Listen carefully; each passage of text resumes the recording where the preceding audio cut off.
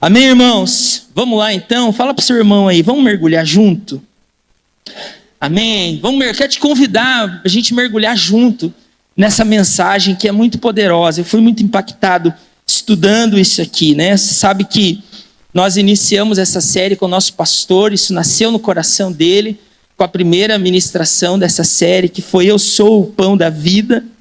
Depois o Alex ministrou Eu Sou a Luz do Mundo, né? O Edu, com aquela performance inesquecível, ministrou Eu Sou a Porta, né?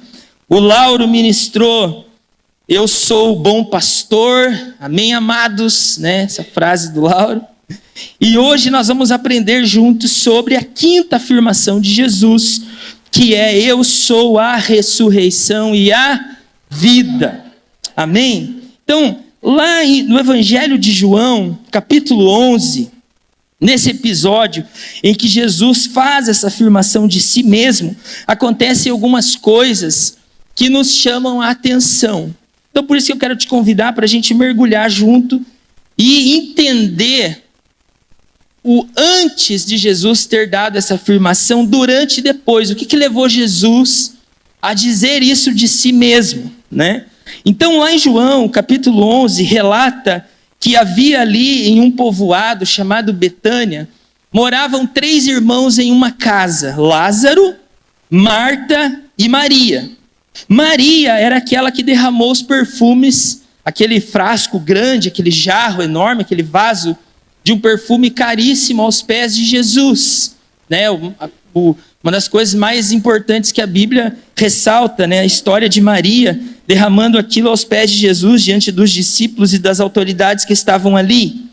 Lucas 10, 38 conta que certa vez Jesus chega na casa deles e Maria se joga aos pés de Jesus, mas a sua irmã Marta, ela fica organizando a casa, arrumando a casa, né? A Bíblia conta lá em Mateus 21, 17, diz que Jesus, ele se hospedava na casa deles. Quando não era na casa deles em Betânia, quando Jesus passava por ali, era na casa de Simão, o leproso. Então, nós olhando isso aqui, nós percebemos que esses irmãos, eles eram cristãos e conheciam a Jesus e eram íntimos de Jesus, eram amigos de Jesus, não eram discípulos, mas eram muito amigos de Jesus. A Bíblia, ela não relata muita coisa sobre Lázaro. A Bíblia fala que Lázaro era irmão de Marta e Maria e que Lázaro foi a primeira pessoa que Jesus ressuscitou, né? Mas nós podemos entender que algumas vezes quando Jesus chega na casa de Lázaro, Lázaro não está, e Jesus encontra com seus discípulos só as suas irmãs. Por quê? Porque Lázaro, provavelmente a Bíblia não relata quem ali é o mais velho, quem é o mais novo, mas a Bíblia diz que Lázaro, ele é o homem da casa. Então provavelmente Lázaro trabalhava, por isso que muitas vezes Jesus chegava ali e não encontrava ele, só as irmãs, porque Lázaro era o homem da casa. Então Lázaro, ele era muito responsável. Então eu estava pensando em casa que se a gente juntasse esses 3 irmãos em uma pessoa só, a gente pode dizer que seria um cristão muito responsável. Por quê? Porque a gente vê essa responsabilidade em Lázaro. Eles não tinham pais, ele era o homem da casa e cuidava das suas irmãs.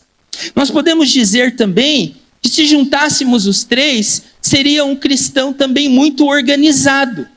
Porque a gente vê essa organização na vida de Marta. Inclusive muitas pessoas às vezes perguntam, pastor, Marta estava pecando quando Jesus reprovou a atitude dela naquele episódio, e ele chega, está em uma casa, na casa deles, e Maria se joga aos pés de Jesus e Marta está organizando as casas. Não, Jesus, ele corrige uma atitude errada de Marta, que foi o quê? Ela estava fazendo o que era certo na hora errada. Nós precisamos ser organizados, cuidar das coisas, mas naquela hora ela deveria estar em adoração, não em organização. Diga comigo, eu preciso fazer a coisa certa na hora certa. Foi isso que Jesus corrigiu em Marta. Então nós podemos dizer, juntando os 3, que daria um cristão responsável, um cristão organizado. E também um cristão quebrantado, contrito. Por quê? Era a característica de Maria. Maria era aquela que se jogava aos pés de Jesus, que não media esforços para adorar ao Senhor. Então, nós podemos ver aí, se nós juntássemos os três, um cristão responsável, organizado e muito quebrantado. E nós podemos ser cristãos responsáveis, irmãos, sim ou não?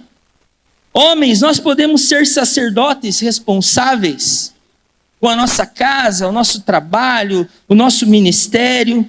Esposas, vocês podem ser esposas auxiliadoras responsáveis, sim ou não? Com a casa, com os filhos, com o marido, aquelas que trabalham com o trabalho, nós podemos. Nós podemos ser membros de um life group responsáveis, sim ou não? Com aquilo que nos confiam, nós sermos responsáveis, podemos ou não podemos? Sim. Nós podemos ser responsáveis com o horário do life, sim ou não? Nós podemos ser responsáveis com o horário do culto, sim ou não? Nós podemos ser cristãos organizados, sim ou não? Eu posso ser organizado na minha casa? Sim ou não? Eu posso ser organizado na escola, no trabalho, na faculdade? Posso. Eu posso ser organizado no meu TSD, no meu devocional com Deus, as minhas leituras? Sim ou não? Eu posso. Eu posso ser organizado no ministério que eu sirvo? Posso.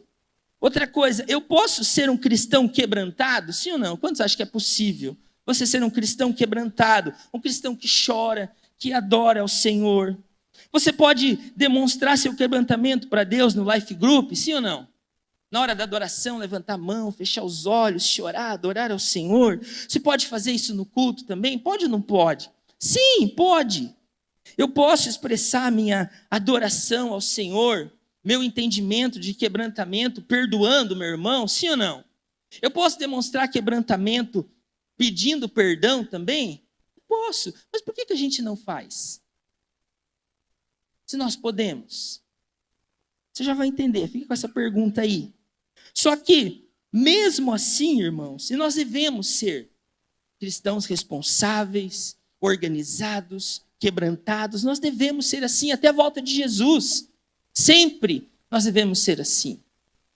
Mas, nós só vamos conseguir agradar a Deus, segundo Hebreus 11, 6, se nós tivermos fé. Fala comigo, fé. Fé. Você pode ser o cara mais organizado, o cara mais quebrantado, a pessoa mais responsável, mas se você não tiver fé, você não agrada a Deus. Entendeu? E a fé, ela é a palavra menor da Bíblia. Não existe palavra menor do que a fé. É como uma chave, a menor da Bíblia. Mas foi o segredo do Velho Testamento e do Novo. E hoje em dia, no meio dos crentes, é a coisa mais rara de se encontrar. Cristãos de fé, que têm posicionamento no seu Deus, que não arregam na hora que precisa, que acreditam até o final, que não desistem. Mateus 24:12 diz que por causa do aumento da iniquidade, o amor de muitos esfriaria.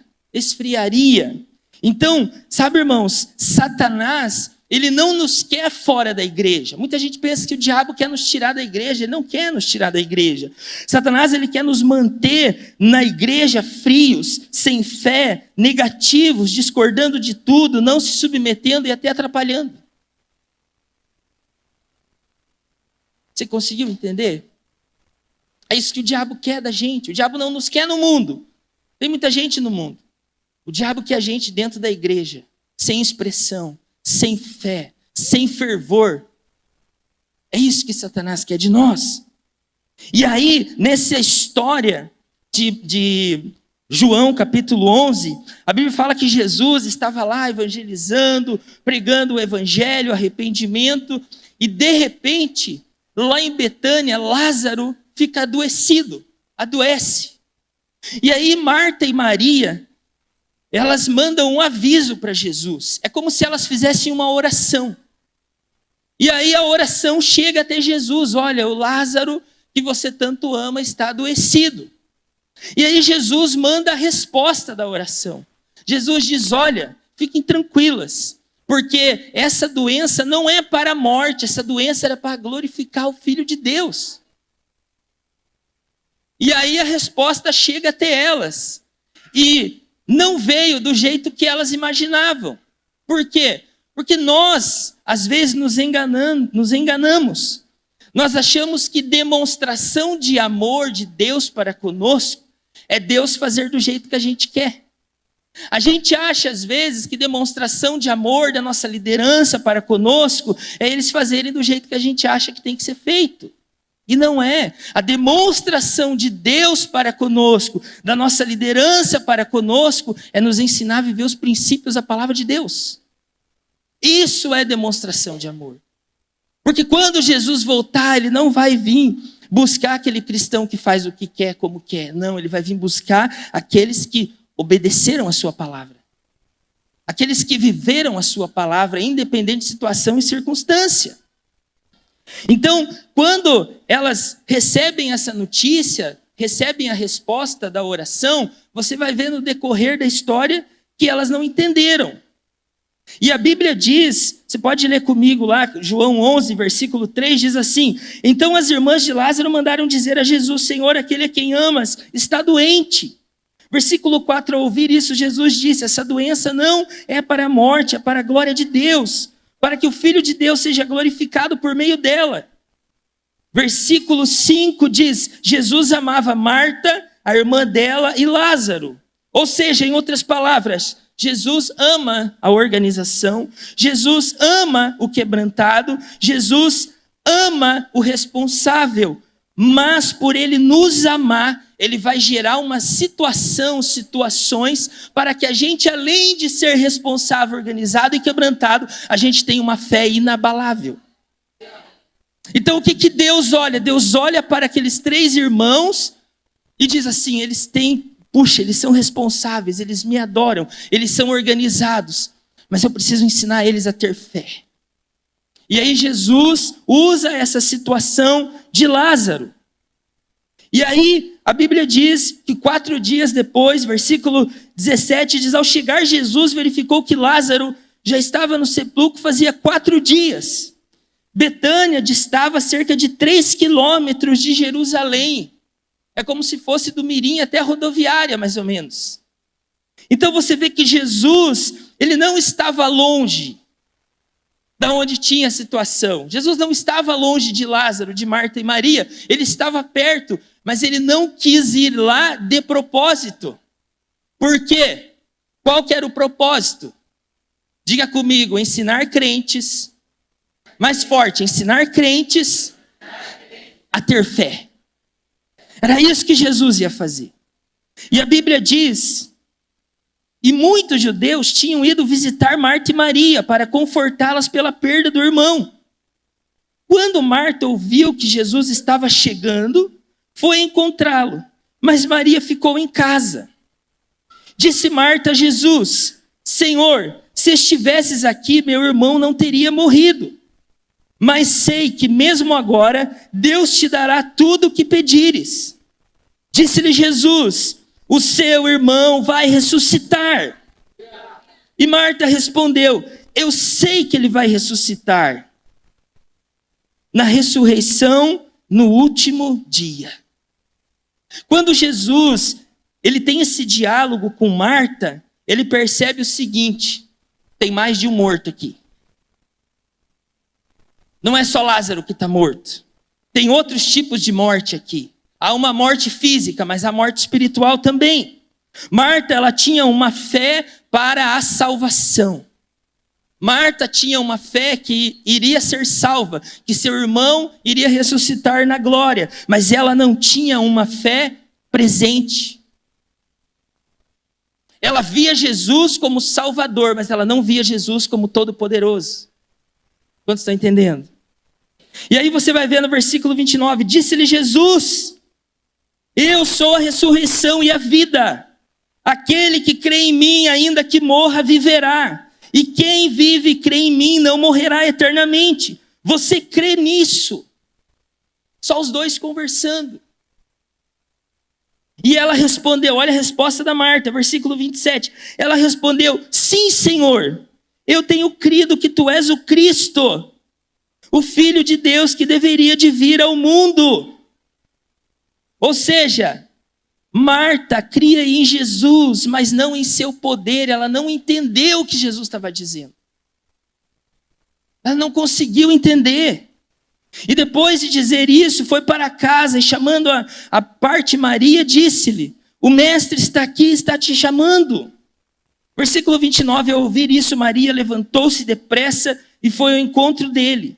Jesus ainda não tinha entrado no povoado, mas estava no lugar onde Marta o tinha encontrado.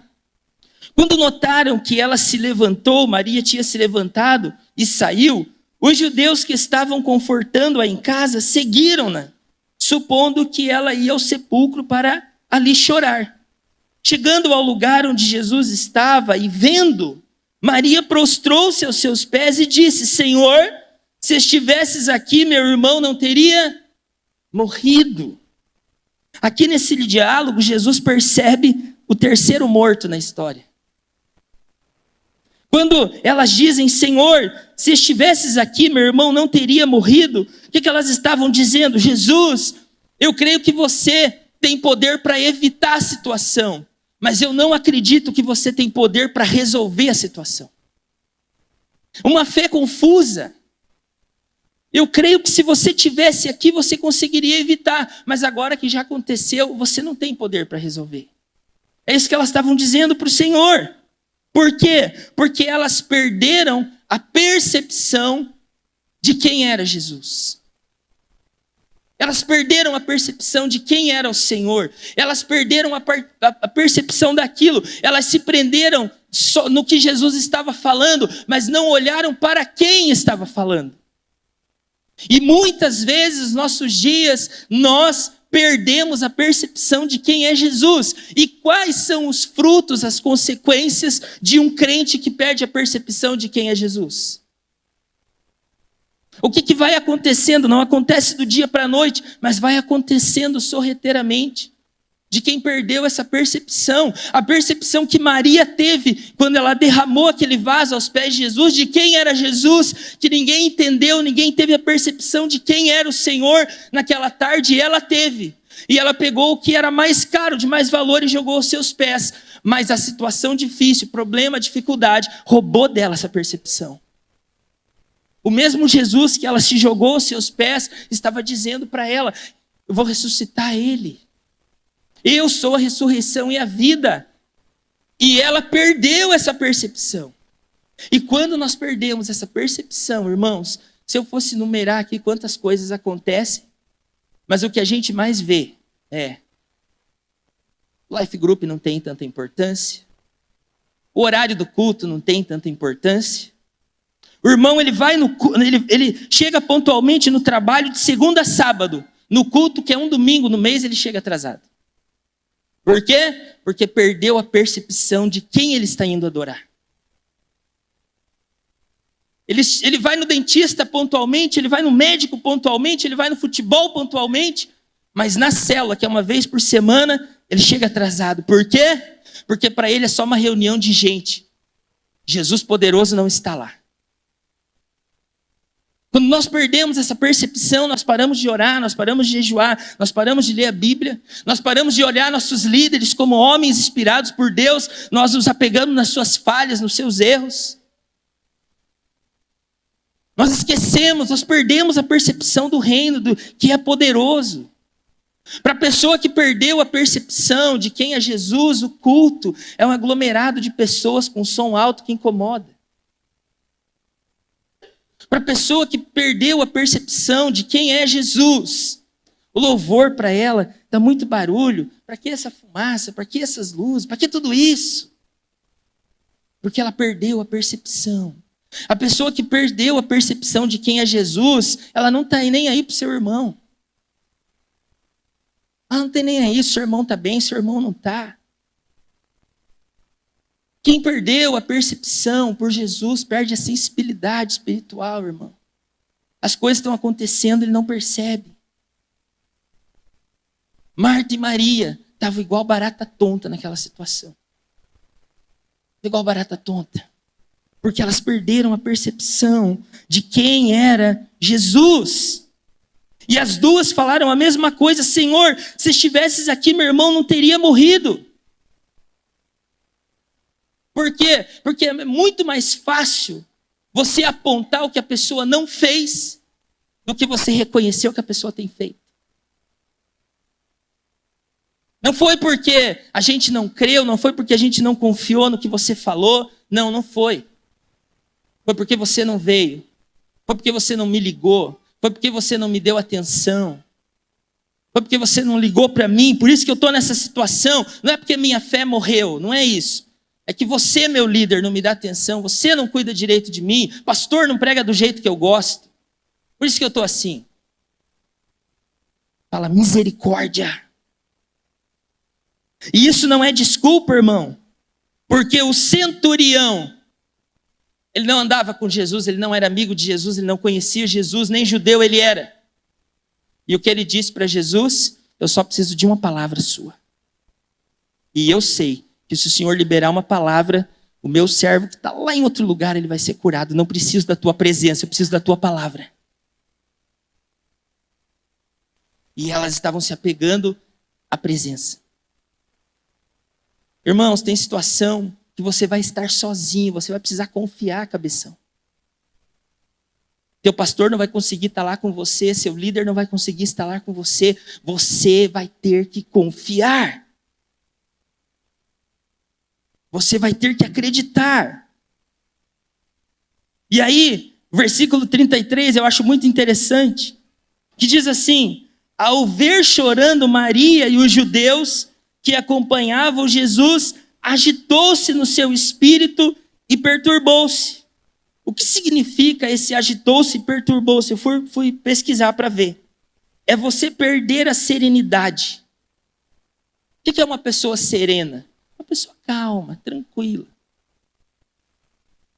Quando Jesus foi percebendo as negativas de quem andava perto dele, começando lá pelos discípulos, quando ele recebeu a notícia, ele disse assim: olha, Lázaro está doente, nós vamos precisar ir lá. O que os discípulos disseram? Senhor, não dá para ir lá.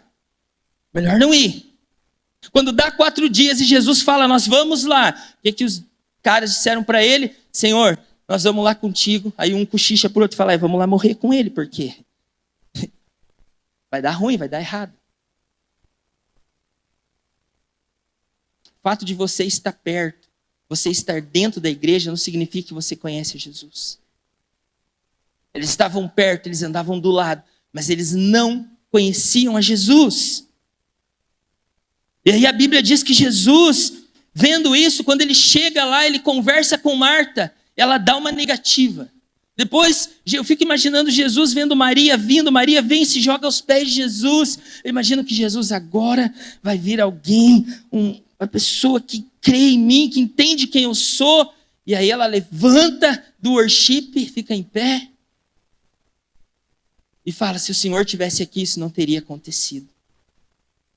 Todas as pessoas que estavam perto de Jesus não tinham a fé que era preciso. Todos estavam com a sua fé morta.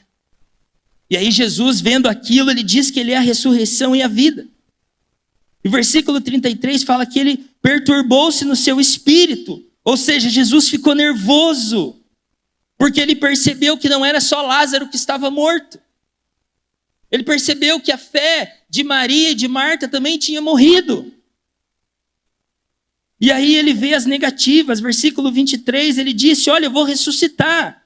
Seu irmão vai ressuscitar. Versículo 25, ele diz que é a ressurreição e a vida. Mas a morte, o problema, a situação, matou a fé delas. E elas não conseguiam reagir quando Jesus combatia a fé rasa delas. Elas não conseguiam entender. Elas diziam uma coisa, Jesus falava, elas rebatiam ao contrário. Elas não abriam mão do nível raso de fé que elas estavam. E Jesus tentando puxar elas para cima, para uma fé maior. E aí eu te faço uma pergunta. Jesus era o verbo, sim ou não? Vivo, encarnado. Então Jesus, ele era a palavra. Então, se a palavra de Deus não te convence, Se você não permite que o Espírito Santo trabalhe no seu coração, você está sempre fechado. Não quer orar, não quer ler a Bíblia, não absorve a palavra. O que o seu discipulador e o seu pastor podem fazer por você?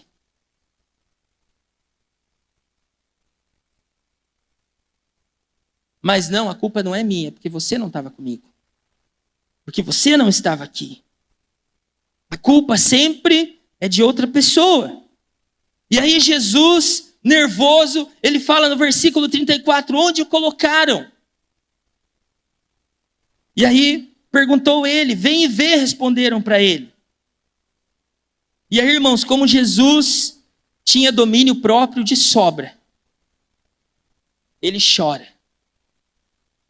Ele chora.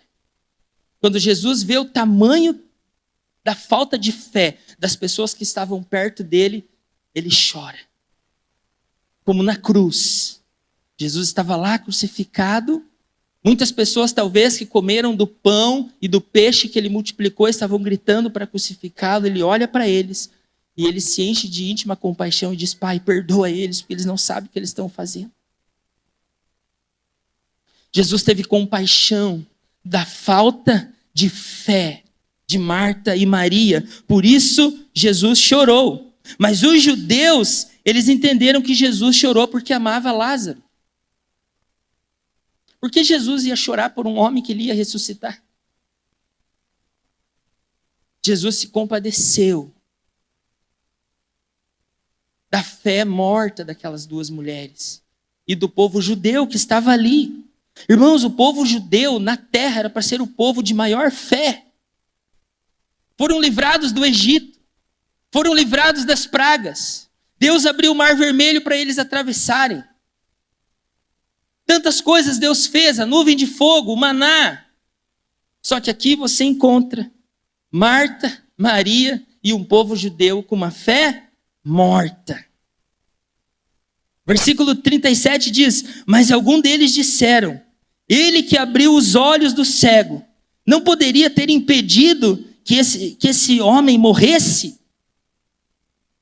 Ou seja, Marta e Maria, que andavam perto de Jesus, tinham o mesmo nível de fé dos judeus que não andavam perto de Jesus. O fato de eu e você estarmos dentro da igreja não quer dizer que nós temos uma fé maior do que quem está lá fora. Às vezes nós estamos aqui só cumprindo tabela. Às vezes nós estamos aqui porque nós achamos legal, ou nós estamos aqui porque nós não queremos ninguém na segunda-feira nos perguntando porque a gente não estava no culto ou no live. Mas eu não estou aqui rendido, quebrantado, cheio de fé no meu coração. Aqui a gente percebe que todos tinham a mesma fé confusa. Você tem poder para evitar, mas você não tem poder para mudar a situação. Olha que loucura isso, irmãos. E Jesus se comove da falta de fé das irmãs e de todo o povo. E aí o que Jesus faz?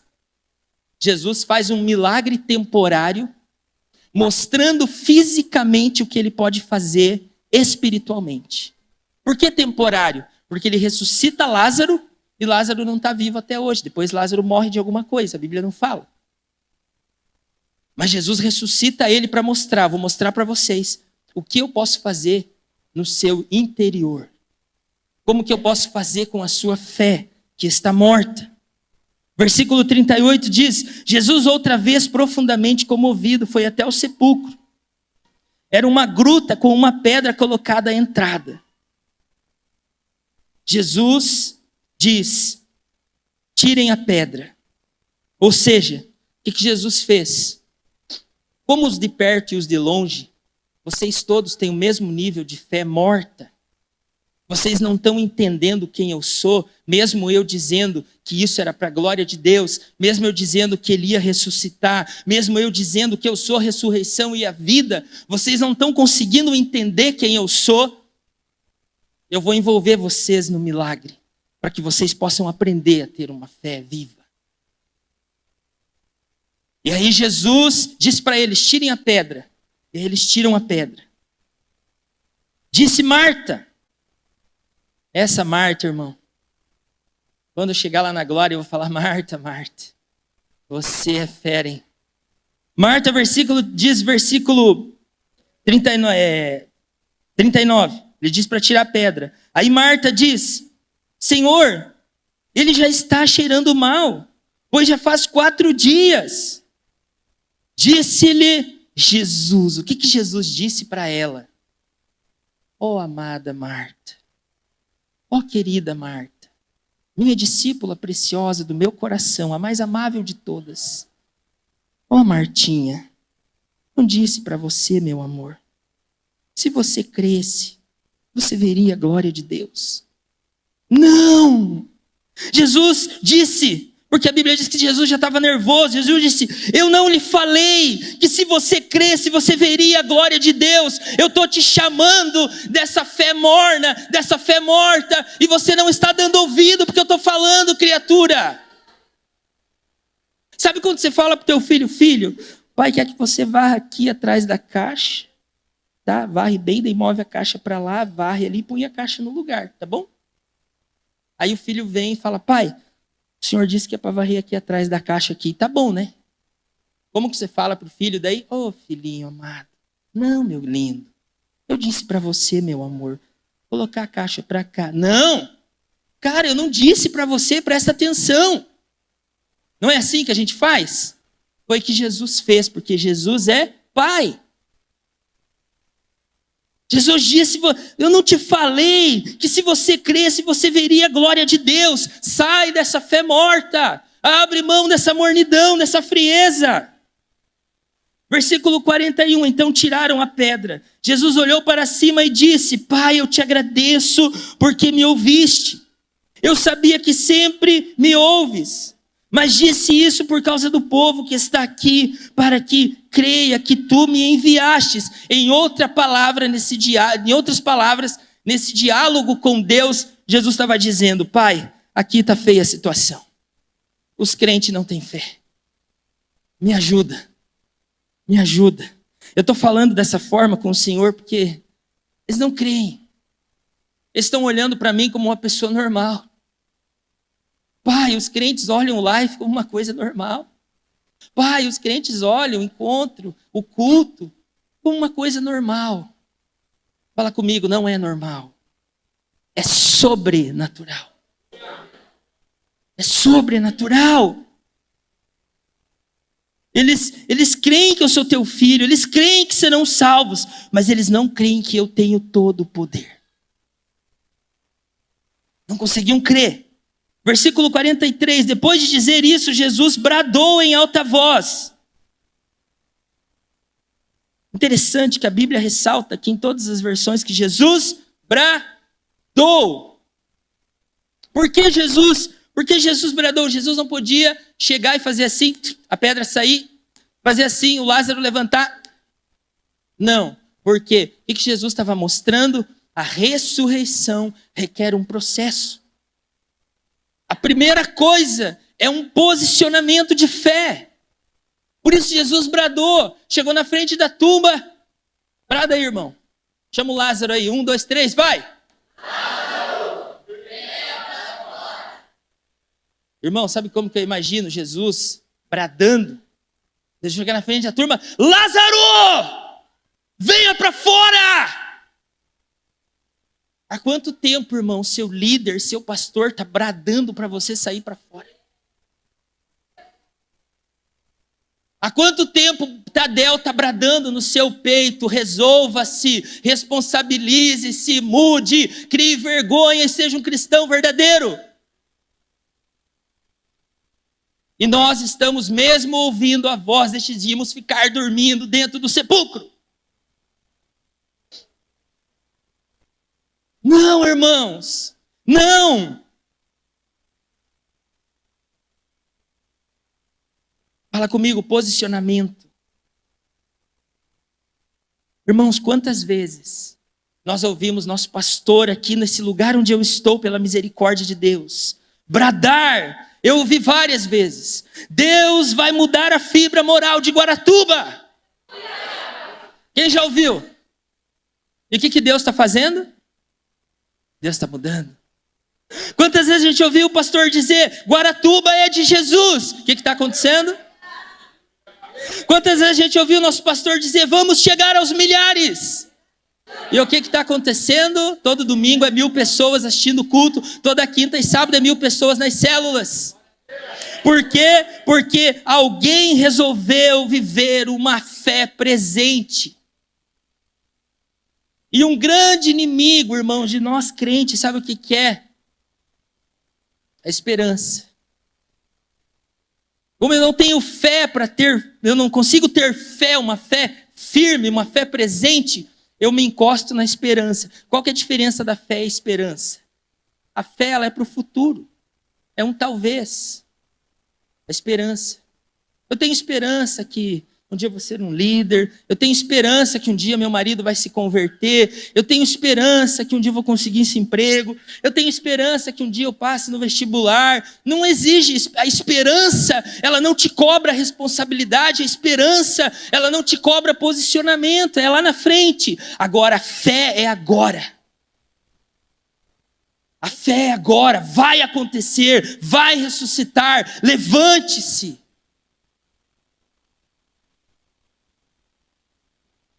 Deus nessa noite está dizendo para você, não é tempo de esperança, é tempo de fé. É tempo de acreditar, Deus quer fazer agora. E o morto saiu com as mãos e os pés envolvidos em faixas de linho, e o rosto envolto num pano. Disse-lhe Jesus, tirem a faixa dele e deixem ele ir. Muitos judeus que tinham ido visitar Maria, vendo o que Jesus fizera, creram nele. E agora eu te pergunto, você crer para ver ou você precisa ver para crer? Eles precisaram ver para poder crer. E acredite se você quiser, muitos de nós ainda estamos esperando acontecer para daí dar crédito.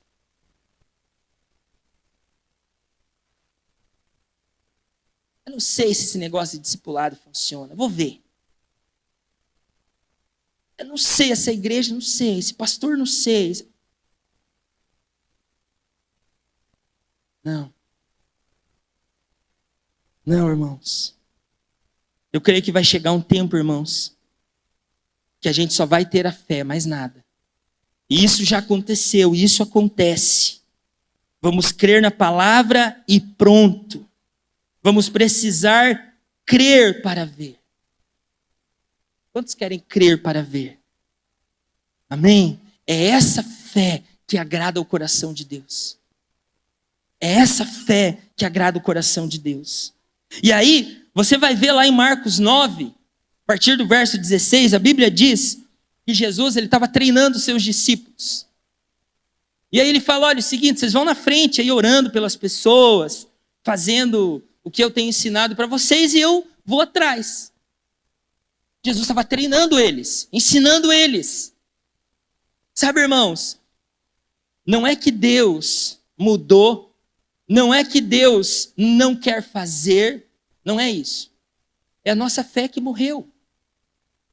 Então, o que Jesus está fazendo? Jesus ele não está me sacaneando você não. Ele está treinando a gente para ressuscitar a nossa fé. Essa situação que você está passando aí é um treinamento. É um treinamento. Olha para o seu irmão e fala assim, cabeção, é treinamento. É treinamento, você está sendo treinado. E aí, a Bíblia diz que eles foram indo, orando, colocando em prática o que o mestre estava ensinando. Aí, de repente, eles encontram uma situação lá e começam a discutir. Alguns homens da lei, multidão ali, começaram a discutir com os discípulos e tal. E aí Jesus alcança eles. E Jesus chega lá e pergunta. Marcos 9,16. Jesus perguntou, o que vocês estão discutindo? Aí o versículo 17 diz, um homem no meio da multidão respondeu, mestre, eu te trouxe o meu filho, que está com um espírito que o impede de falar. Onde quer que o apanhe, joga-o no chão. Ele espuma pela boca, arranja os dentes e fica rígido. Pedi aos teus discípulos que expulsassem o espírito, mas eles não conseguiram. Terceirização. Aí versículo 19, Jesus respondeu. Irmão, você vai ver na Bíblia como que Jesus combate A fé rasa, a falta de fé. Ó geração incrédula, até quando estarei com vocês? Homens, outro texto, homens de pequena fé, até quando eu vou estar com vocês? Marta, eu não disse que se você cresce, você veria a glória de Deus. Irmão, Deus tem pavor de crente que não crê. Por isso Jesus combatia a fé de uma forma muito forte. Ele não suportava ver as pessoas que estavam junto com ele não acreditar naquilo que ele estava falando. Não basta você vir no culto, você vir no live, você tem que acreditar no que a nossa liderança está falando, você tem que acreditar no que Deus está nos direcionando. Não adianta nós estarmos corpo presente, a nossa mente vagando. Não, nós temos que estar juntos e unânimes. Nós vamos ganhar Guaratuba para Jesus e ponto. A fibra moral da cidade vai mudar e ponto. Nós vamos chegar às dezenas de milhares e ponto. É isso, irmãos. E aí Jesus, eu acho interessante que respondeu Jesus, ó geração incrédula, até quando eu estarei com vocês? Nossa, aqui eu já sei que Jesus foi assim. Cara, muitos de nós essa hora, você é muito grosseiro. Você é muito grosso, líder. Irmão, sabe o que eu aprendi? As duras penas. E quando o meu discipulador está nervoso, a responsabilidade é minha. Porque sou eu que estou sendo o cabeção. Porque se eu estivesse fazendo tudo certinho, ele estaria calminho. Aprendi isso. Então quando o meu discipulador está calmo, está tranquilo, uau, cara, eu estou indo bem. Quando ele fica nervoso, eu começo a ficar preocupado, não com ele. Não julgo ele, eu olho para mim, cara, sou eu. É alguma coisa que ele está falando que eu não estou entendendo, eu não estou fazendo, eu estou desobedecendo. Sou eu. Sou eu. Fala comigo, amém. Um amém meio frouxão assim, né? Mas é verdade. Né? Aí Jesus, depois disso, ele fala assim, até quando terei que suportá-los? Tragam o menino. Ou seja, a mesma linguagem de Jesus. Quando ele termina de falar, ele fala assim, tragam o menino. Lá no texto dos Lázaro, ele fala, onde que está o problema? Aonde que está o morto? Cadê? Aonde que está? Eu fico imaginando Jesus assim, né? Já viu aqueles vídeos na internet? E eles fazem, eu não sei como é que chama isso, Alex, se te perguntar, que eles montam um vídeo assim, se viu um vídeo de obra. Aí o cara virava para o lado, um cara caía com o carrinho cheio de concreto. Aí ele olhava para o outro lado, o cara caindo do andaime. Ele olhava para o outro lado, o outro caiu dentro da betoneira. Já viram esses vídeos assim? Eles mostram. Então eu imagino que Jesus estava assim, ó. Ele estava lá, ele olhava para Marta, o worshipeiro ali no chão, adorando, mas sem fé. Olhava para Marta, sem fé. Olhava para a multidão, sem fé. Cadê o morto? Vamos resolver isso aqui. Cadê o menino? Me traga o menino. Então lhe trouxeram. Quando o Espírito viu Jesus, imediatamente causou uma confusão no menino, uma convulsão no menino. Você vê que diferente das pessoas que andavam perto de Jesus, gente, isso aqui é forte, tá? Me perdoe, mas eu preciso falar. Quando os espíritos viram Jesus, imediatamente causaram uma convulsão no menino. Os espíritos malignos tiveram mais discernimento de quem era Jesus do que os crentes. Imediatamente causou uma convulsão no menino. Este caiu no chão e começou a rolar, espumando a boca. Aí Jesus perguntou ao pai do menino. Eu acho interessante que Jesus ele não cai no show de Satanás. O menino está ali rolando no chão, espumando, tal, Satanás fazendo um... Aí ele vai no pai do menino. Eu imagino Jesus cruzando os braços, assim, a multidão, todo mundo apavorado, discutindo, brigando. Aí Jesus chega no pai do menino e bate um papo com ele. Eu imagino Jesus chegando no pai do menino, e daí? Como é que o senhor está? O senhor está bem? E o demônio louco lá e todo mundo esperando o que Jesus ia fazer. Aí Jesus sorviu lá, o Corinthians vai cair.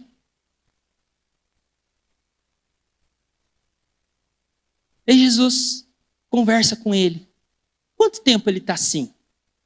Jesus pergunta. Irmão, quem tem autoridade, sabe o que significa autoridade, irmão? Uma coisa que o homem não pode dar. O homem dá posição, é terreno. Auto vem do alto. Quem tem autoridade vindo do alto, irmão, não se abala com as coisas. Não se apavora com as coisas. Não age por impulso. Tem domínio próprio. Jesus não se apavorou com o menino endemoniado, com os líderes ali discutindo, a multidão, os discípulos com medo, talvez de apanhar, de levar uma surra. Não, Jesus bem tranquilo. Eu acho interessante como Jesus muda de temperamento rapidamente, de um momento para o outro. Na mesma hora que ele grita, que ele fala, ó geração incrédula, até quando eu vou estar com vocês? Até quando eu vou ter que suportar vocês? Opa, ele muda. Eu imagino que Jesus tinha todos os temperamentos 100%, em cada momento ele usava um. E aí daqui a pouco ele volta a ser sereno e conversa com o pai do menino. E aí ele pergunta para o pai do menino, há quanto tempo ele está assim? E o pai do menino responde, desde a infância, respondeu ele. Muitas vezes tenho lançado no fogo e na água para matá-lo. Mas, se, fala comigo, mas, mais forte, mas, se. Por isso que o pai do menino disse, mas, se podes fazer alguma coisa, tem compaixão de nós e ajuda-nos. Esse, se podes. Para Deus não tem se. Se é dúvida. Se é duvidoso. Se podes fazer alguma coisa, tem compaixão de nós. E sabe o que Jesus fez? Cadê o Álvaro? Vem cá, Álvaro. O que o pai daquele menino fez? Ele fez assim, ó. Chegou com um abacaxi. E ele falou assim para Jesus, Jesus, essa é a minha situação. A igreja não conseguiu resolver, o pastor não conseguiu resolver, o Life não conseguiu resolver. Ninguém nessa igreja conseguiu resolver meu problema. Discipulado não funciona. Não tem ninguém aqui que consiga me discipular. Se você pode, tenha compaixão de mim, da minha família e me ajude. Aí Jesus pega o abacaxi. Se eu posso, cabeção, tudo é possível ao que crê. O abacaxi é seu. O abacaxi é seu. Eu tenho poder, mas é você que ativa. A fé ativa o poder de Deus, irmãos. Você tem a chave. A gente usa, hoje é muito famoso esse tipo de linguagem, né? Os coaches.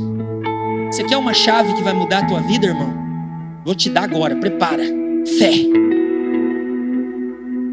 Quer um segredo para você mudar de vida, para você crescer? Fé. Fé, é isso que nós precisamos. Fé. Se podes, disse Jesus, tudo é possível ao que crê. E aí é aqui onde nós erramos. Versículo 24 diz, imediatamente o pai do menino exclamou, nosso problema, você está entendendo, irmão? Que na hora do problema, na hora da dificuldade, Jesus ele não amaciou para o pai. Você consegue perceber que na hora da necessidade de uma pessoa, Jesus não perdeu a oportunidade de corrigir a fé daquele homem? Só que nós viciamos em quando nós estamos com um problema, nós queremos que o mundo inteiro nos dê colo, nos dê massagem. Nós não sabemos conviver com correção. Nós sabemos ouvir não. Nós não sabemos ouvir você está errado, não é assim, não é para a esquerda, é para a direita. A gente espera que mesmo a gente errado, as pessoas venham e nos afaguem. Não. A criança não cresce, não amadurece se ela ficar só no colo, ela precisa ser colocada no chão e andar. Jesus confronta ele e aí ele faz uma coisa que nós muitas vezes não fazemos. nós ficamos magoados, nós queremos sair do life, nós queremos mudar de life, nós ficamos igual, né? Esse é legal, fica um tempo ali, não, esse eu não gostei porque eu li, não, agora eu vou para esse, esse é legal, mas essa rede eu não gosto, aí eu vou para esse, aí, sabe? Faz de tudo menos uma coisa. Imediatamente o pai do menino exclama: creio, vírgula. Essa vírgula é como se ele fizesse uma avaliação do crer dele. Creio. E depois ele diz: ajuda-me a vencer a minha incredulidade. É como se ele fizesse assim, Jesus falasse para ele: está em você, a sua fé precisa ressuscitar. E aí ele vai no impulso, ele fala: creio. Daí vírgula dele: não, eu não creio tanto assim. Eu não tenho toda essa fé que precisa. E aí uma outra chave que eu e você precisamos entender, e nós temos ouvido isso sempre. Eu estou aqui chovendo no molhado. Nada que eu estou falando aqui, nossos líderes já não têm falado. Ele diz: Senhor, eu sei que precisa crer. Você pode me ajudar na minha incredulidade. Você consegue? Eu quero aprender a ter essa fé. Eu não tenho. O que falta para nós é isso, irmãos. Para de rebater, para de querer sair, para de ser criança. Olha o que esse homem fez. Pediu ajuda. Ajuda-me na minha incredulidade. O processo de ressurreição da sua fé, ela começa com a humildade. Você reconhecer que não é igreja, não é a forma do pastor pregar, não é o seu life, não é a sua rede, nada disso. É sua fé que morreu. Porque a fé, ela não depende de circunstância, de situação, de rede, de célula, de culto, não depende.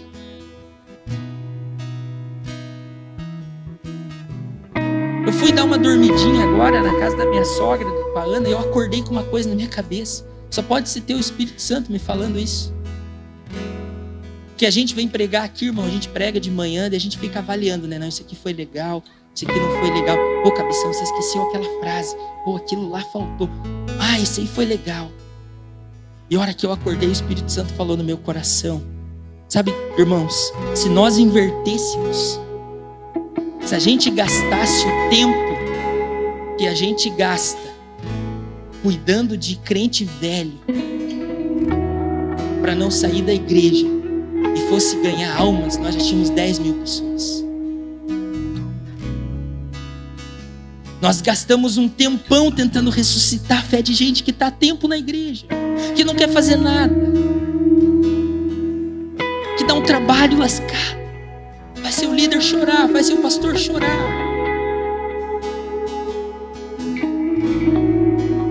Nós estávamos aqui no clamor na sexta-feira. Quem estava no clamor na sexta, isso, na sexta-feira à noite? E eu saí daqui, irmão, assim, indignado com uma coisa. Pessoas reclamando porque o pastor prega duro. Meu pastor quase chorando aqui, irmãos. As pessoas estão falando que eu sou muito duro. E ele falou uma coisa que me marcou. Fique com raiva de mim, mas vai para o céu. Irmãos, pelo amor de Deus, olha a forma que Jesus combatia a fé. O que o nosso pastor está fazendo diferente? Se você quiser continuar aqui, você vai ter que aprender a amar um evangelho verdadeiro.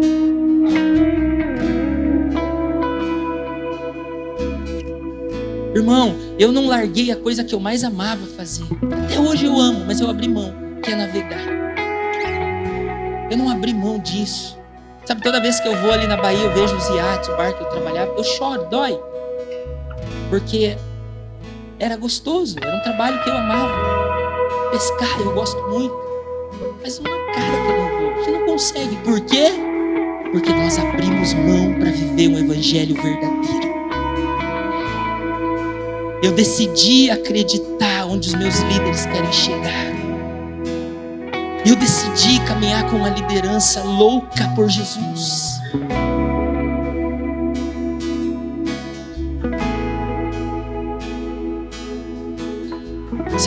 está aqui tendo um privilégio, irmãos. Nós não somos os melhores, nunca vamos ser, não é o nosso coração. Mas eu já estive em vários lugares. Irmão, o que Deus está fazendo aqui é um presente de Deus para nós. Marta e Maria, elas não entenderam quem era Jesus. Mesmo sendo responsáveis, mesmo sendo organizadas, mesmo sendo quebrantadas, elas não entenderam quem era Jesus. E Jesus teve que fazer um milagre provisório para elas entenderem. Agora, eu preciso demorar menos para reconhecer que eu preciso que a minha fé seja ressuscitada. Eu preciso parar de ficar calculando, eu preciso parar de ficar avaliando as pessoas. Nós precisamos aprender com o pai desse menino. Imediatamente, o pai do menino, imediatamente ele pediu ajuda, e imediatamente ele quis sair de dentro do sepulcro de uma fé morta. Imediatamente. O grande sinal que eu estou morto é quando eu peço ajuda. O problema é que a gente está muito vivo. A gente sabe de tudo, a gente quer ensinar todo mundo, a gente discorda de tudo, a gente sempre tem uma opinião diferente, ninguém me entende. Para com isso, irmão, você joga, quebra essa casca aí. Para com isso, aonde isso vai te levar? É orgulho besta. Nós amamos você, seu pastor ama você, irmão. Pelo amor de Deus. E aí, olha só que interessante. Eu gostaria que você ficasse em pé em nome de Jesus.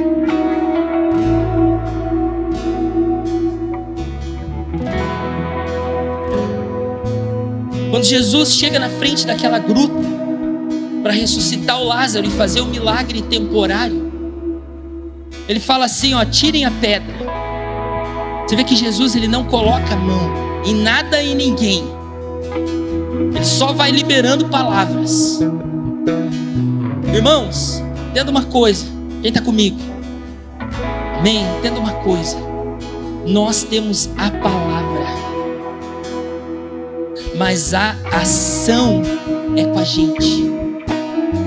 Deus libera a palavra, Jesus libera a palavra. Não é Jesus que vai aparecer para discipular você. Não é Jesus que vai aparecer para corrigir você. Não é Jesus que vai aparecer para dizer que você é incrédulo. Não, é o corajoso do seu pastor, é o corajoso do seu líder que vai fazer isso. E aí eles tiram a pedra. Primeiro processo da ressurreição. Eles tiram a pedra. Jesus chama, brada, Lázaro sai para fora. Lázaro sai para fora. Irmão, a pedra do nosso caminho, várias pessoas podem nos ajudar a tirar as pedras. Às vezes você não está entendendo uma coisa, você quer aprender uma coisa, você vai lá na internet, põe no Google lá, e o Google tira aquela pedra de dúvida da sua cabeça, você entende aquilo. Às vezes eu fui pesquisar lá, o que significa agitou-se e perturbou-se? Era uma pedra de entendimento no meu caminho. Eu fui lá na internet, pesquisei e tirei aquela pedra. Pedra do caminho, várias pessoas, qualquer pessoa pode nos ajudar a tirar a pedra do caminho. Agora, o segundo passo é, tirem as ataduras dele. Para tirar a atadura, o que significa? A pedra são coisas que estão no nosso caminho, a atadura são coisas que estão em nós. E para tirar coisas que estão em mim, o pastor tem que colocar a mão em mim, a pastora tem que colocar a mão na Ana.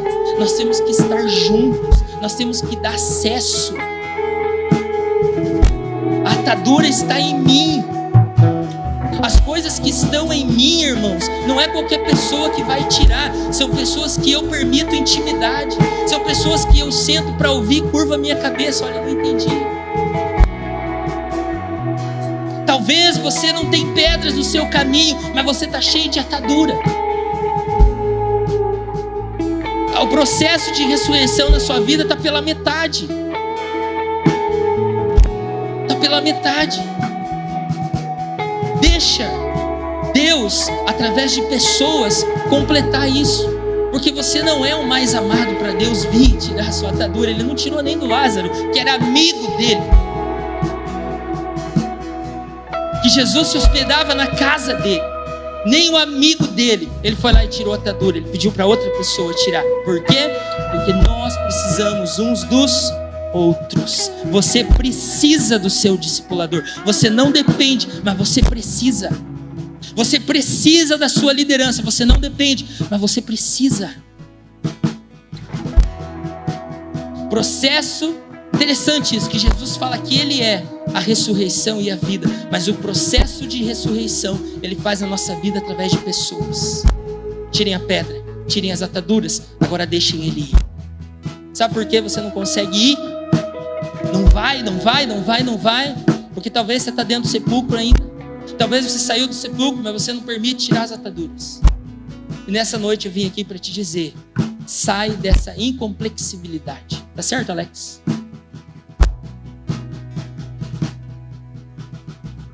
Deixa de ser incompleto, irmão. Deixa o processo correr normal. Oi? Incompletude.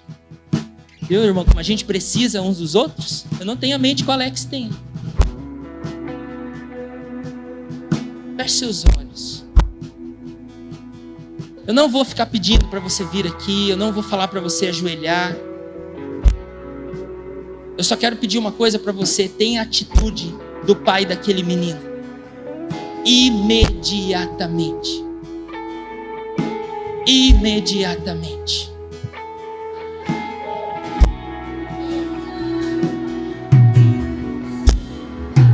Se eu creio em ti, se eu creio em ti, Deus do sobrenatural. Se eu creio em ti, se eu creio em ti, Deus do sobrenatural.